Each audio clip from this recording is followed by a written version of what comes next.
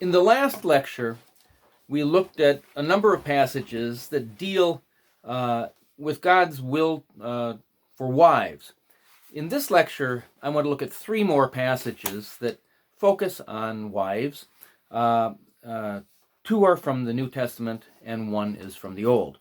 The first one I want to look at is 1 Timothy 5, verse 14, which says, "Therefore, I want younger widows to get married, bear children, keep house, and give the enemy no occasion for reproach."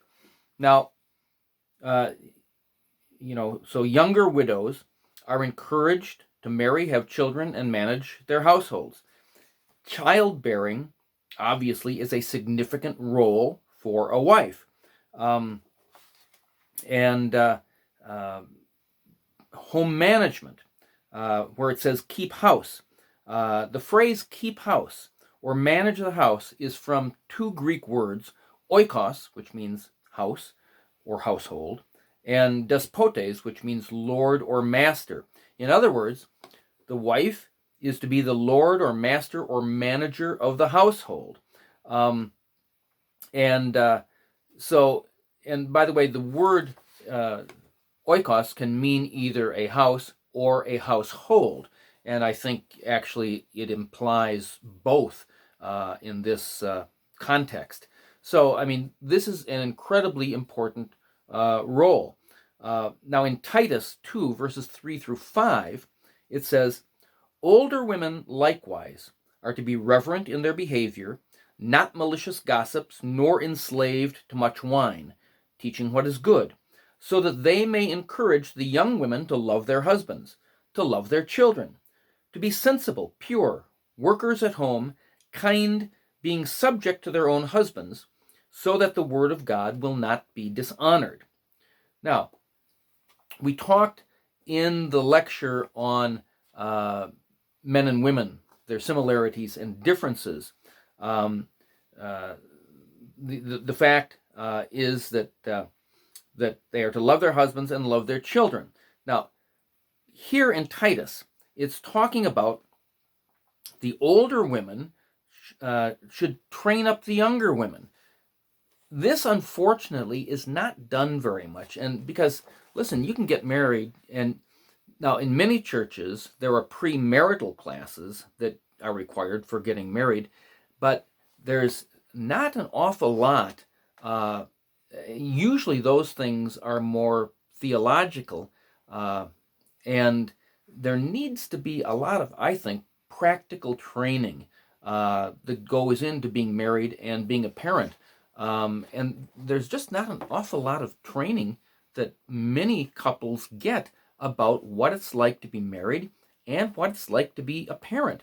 That's where in Titus, he's talking about the older women are to teach what is good. Older people, have a vast experience of life that younger people simply do not and cannot have. And in the church, we need to put these people into service so that our marriages and our families will be excellent. Consider doing this in your church, because you have wise older men and women who are fonts of experience, which it would be very helpful for your younger people to know. And here it's saying in Titus, basically encouraging the women, the older women are to teach the younger ones to be sensible, pure, workers at home, so on and so forth. So young women need to be taught how to be good homemakers, because they may never have done this, and they certainly haven't done it for a husband before. But we've said on more than one occasion, marriage is spiritual, and Titus is indicating that, because it says, so that the word of God will not be dishonored. See, ultimately, everything is spiritual in life. Submission to one another, submission of a wife to her husband, is as to the Lord. And it is so that the word of God will not be dishonored. I mean, it is primarily a submission to the Lord through his word. And you see, how wives treat their husbands and children. What Titus is saying, well, Paul is saying to Titus, and how she keeps her home is a testimony to non-Christians. It's a testimony to everyone. It is a spiritual endeavor. And so I want to emphasize that marriage is spiritual, and therefore we need to take it seriously. And I think that churches should do more in teaching not only the theological aspects of marriage, such as what we are teaching right now, but before people get married, they should go through a marriage class. And before they have kids, they should go through a child rearing class led by people who have been married for some time, who have good marriages, who have children, who have been good parents, to teach them the pitfalls of marriage, the problems that arise, the pitfalls of children, and how to deal with them well. Now, the last passage that I want to take a look at is a very well-known passage, I think, Proverbs 31, verses 10 through 31. Because it is 22 verses, I will not read it, but if you have a Bible, you can read it, but it begins by talking about an excellent wife who can find, for her worth is far above jewels. The heart of her husband trusts her, and he will have no lack of gain. And it ends by saying, charm is deceitful and beauty is vain, but a woman who fears the Lord, she shall be praised. Give her the product of her hands, and let her works praise her in the gates. So, few things to point out about this passage. And again, in your book, it has much more detail. I'm going to highlight a few of the things that I think are particularly important. It says here that the excellent wife is focused on her husband, her family, and it talks about the needy. And so she, the needy are not neglected by her. And so the value, it says in verses 10 through 12, it says, the wife of noble character, who can find? Now, that Hebrew word for noble means efficient with high moral qualities. And it shows that the ideal woman, wife, it shows her using all of her gifts and talents for her home, through her home, for her family. And, the statement implies such a person is hard to find. She's worth more than rubies. No price can be put on her value. In verse 11, it says, her husband has full confidence in her.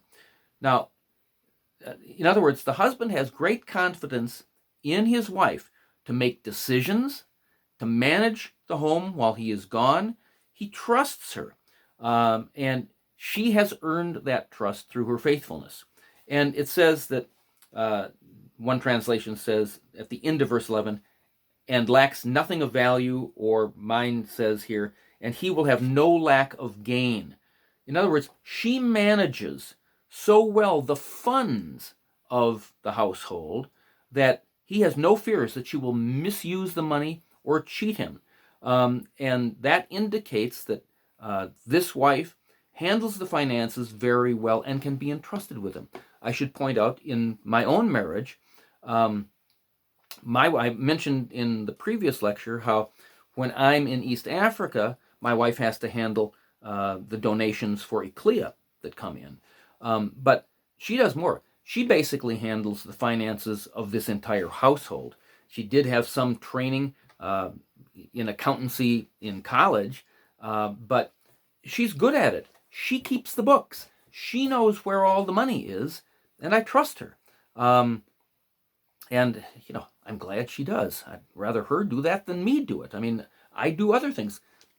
Paradoxically, you may think, so that may be countercultural, but it's one of her strong points, you see? And it's one of the things that would just drive me crazy in doing. I'd rather spend my time doing other things. She enjoys it. She's good at it. And so we have no financial secrets. If I want to know how much have we spent on this or that, or how much have we given here or there, she has the numbers. Um, on the other hand, when I'm home, I do most of the cooking. Why? I enjoy it. She's a decent cook, but she really doesn't enjoy it. I affirmatively like it because I spend most of my day behind my computer writing and researching. Cooking gets me up on my feet, it's creative, and I can guarantee you my wife would tell you that I'm a better cook than she is, and we're eating much better. Again, that's countercultural. But because in most places, women do most of the cooking. In most places, men handle most of the finances. But you see, God has wired us in particular ways. And I'll tell you a secret. There is no such thing as the culture police. If you want to do things your way because the wife is strong in finance and the husband is not, then do it. That's the way God put you together. There's no culture police that are going to come to your house and arrest you. If the husband wants to do the cooking and he's better at it and enjoys it and she doesn't, then do it. I mean, after all, think about it. Most of the famous chefs, the big chefs at the big hotels and so on, are mostly men.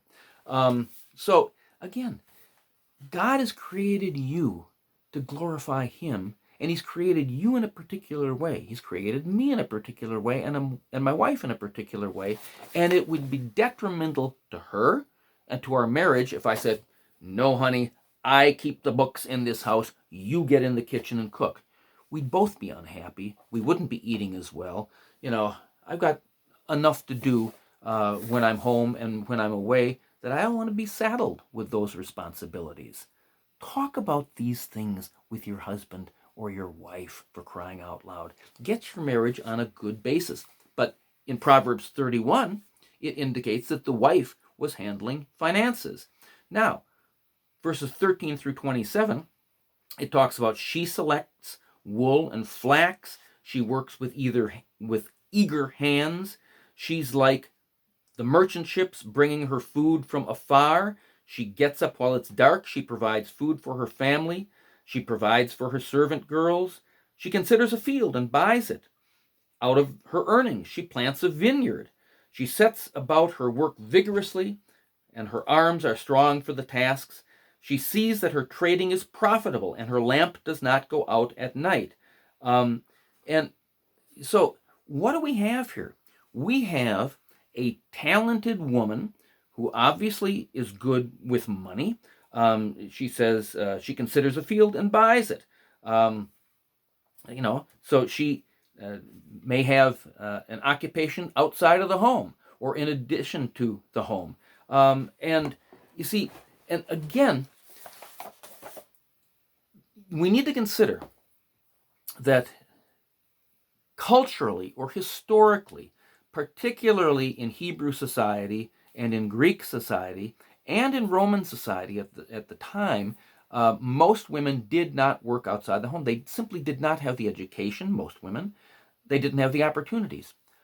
Our societies, both in the West and in East Africa, are different. Now, women get the same education as men. They have the same work opportunities as men.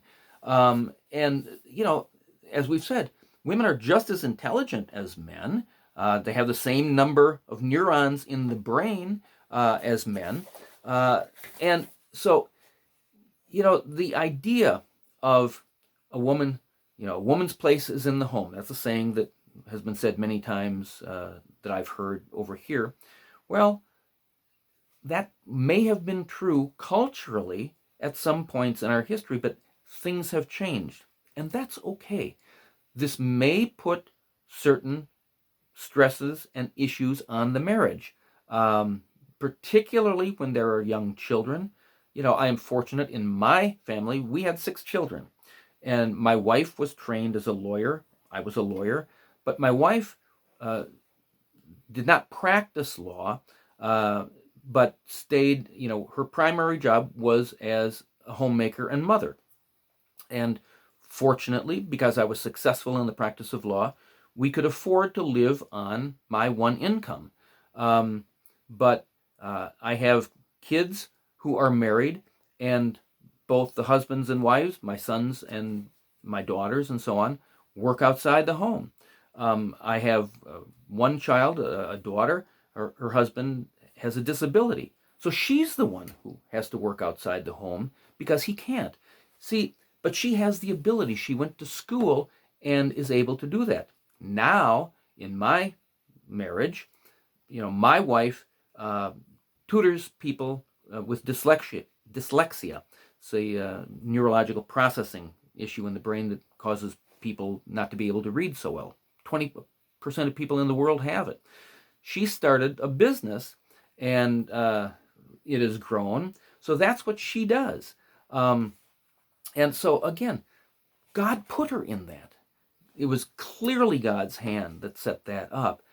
But I didn't say, no, your place is in the home. I mean, she found her calling later in life, in her 50s. By doing this, just as I found my calling later in life by going to theological school and doing what I'm doing. My point is here that this woman, this wife of Proverbs 31, is obviously a very competent person. She is good financially. She makes money, buys a field. Out of her earnings, she plants a vineyard. And she's, the Bible is lauding her, saying, a person like this, is worth more than all the money in the world. She's not being artificially restricted by the culture to only working in the kitchen or only raising babies. Again, in our marriages, we need to remember, God has given you a special partner, a special person. You need to consider him and her and work these things out. But as we look through Proverbs 31, it says that, her trading is profitable, her lamp does not go out. She opens her arm to the poor, extends her hands to the needy. While it is dark, she provides food for her family. When it snows, she has no fear for her household, for all of them are clothed in scarlet. She's a seamstress. She makes clothing. Her husband is respected at the gates of the city, which is where the business of the city took place. She makes linen garments and sells them, supplies the merchants with sashes. I mean, wow, this is an incredible woman. And yet, notice her heart being for her family so much. She gets up to provide for her household. When it snows, she has no fear for her household. She's taken care of all of them. Her priorities are straight. It's not primarily about her. She's obviously a very talented person, but it's not about her. The fact that her husband is respected in the city gates indicates, the idea is that he is respected in part because he has such a good wife. So he does not feel threatened by her. And it concludes, she speaks with wisdom, faithful instruction is on her tongue. She watches over the affairs of her household and does not eat the bread of idleness. So again, verse 27, her focus is on her household, but she's been freed by a loving husband who does not fear her. They obviously are as one, financially and in every other way. Now, the fact that she speaks wisdom and faithful instruction is on her tongue indicates she's not stupid, but educated and knowledgeable. And so, this is the kind of thing, and I want to speak a little bit to husbands here, because I think some husbands fear that if their wife gets educated or a job outside the home, well, actually, why do you fear? It tells me, if you do, that you do not have a good, solid relationship with your spouse. If you're both putting Jesus first, you have no cause to fear. You have to be on the same page. That gets us back to Genesis 2, where it says, the two shall be as one. They will be one flesh, you see. So Then, if you look at verses 28 through 31, talks about the praise of the wife. Her children arise and call her blessed. Her husband also, and he praises her. He says, many women do noble things, but you surpass them all. And then the passage concludes, charm is deceptive and beauty is fleeting, but a woman who fears the Lord is to be praised. Give her the reward she has earned, and let her works bring her praise at the city gate. In other words, it's saying what we've said in some of these other passages. In 1 Peter 3, it talked about a woman's adornment. And Peter was saying the true adornment is not external. It is internal. It is a matter of character. That's what Solomon in the Proverbs is saying here. Charm is deceptive and beauty is fleeting, but a woman who fears the Lord is to be praised. Once again, marriage at root is spiritual. Ultimately, if the Lord is number one in your life individually and your life as a couple, you will be able to work things out. Now, we will have some techniques later in these lectures that talk about communication, the 5 love languages, and so on and so forth, that will help us be better, more loving husbands and wives. But when it concludes by saying, give her the reward she has earned, and let her works bring her praise at the city gate, the ideal wife does not have to praise herself. Her works will be well known, and others will praise her. But notice something else here. It said, the children arise and call her blessed. Her husband also, and he praises her. So again, I'm speaking about God's will for wives, but I can't help but saying, husbands, how often do you praise your wife? I mean, if we knew what most wives, particularly wives with young children at home, they can drive you crazy. Wives and mothers work hard all day long. And if they have young children, they don't have any adults to talk with. It is very demanding. And then for the husband to come home and, me hungry, you feed me. Come on. Praise her. Help her. It will be to your benefit as well as hers, and to your marriages. But Proverbs 31 is talking about the good, the wonderful, the excellent wife. But notice that the husband recognizes that, and he praises her. He lets her know, I know what you're doing. I love it. I am so proud of you. I love you so much. You are the best wife. I couldn't do half of what I do in my job if I didn't have your support. Those kind of things go a long, long way. And I must say, as a man and as a husband, I probably have not praised my wife enough over the course of years. I try to do better now. But for many men, we're all very self-centered. But again, remember, husbands, love your wife as Christ loved the church and gave himself for her. And love your neighbor as yourself.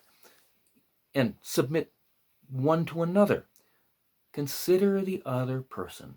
Try to look, step into the other person's shoes, so to say, and recognize that he's your husband, she's your wife. He loves you, you love him. And by taking these little extra things, doing some of the things that the other person might do, giving verbal affirmation, praise, that goes a long way and will reinforce all the good things that he or she is doing. So again, we have a model here of an excellent wife, and it is far more, I think, than just a woman who is confined to her home, cooking the food, raising the family. Nothing wrong with that. As a matter of fact, I know a young wife who loves being at home. I mean, she loves to clean the house and so on and so forth. They don't have any children yet. God willing, they may. I mean, her primary desire is not out in the workplace. It is loving her husband, and she shows it. And that's fine. But but also what Proverbs is saying is an excellent wife can be the excellent wife and find fulfillment and fulfill her God-created calling in all kinds of ways. And we need to recognize that. And if that is the way your wife has been wired and called, then husbands, encourage her. It will be for the benefit of your entire family as well as her own and your own. So those are the primary passages in the Old and New Testament that focus on wives and God's will for wives. Beginning in the next lecture, we will talk about God's will for husbands.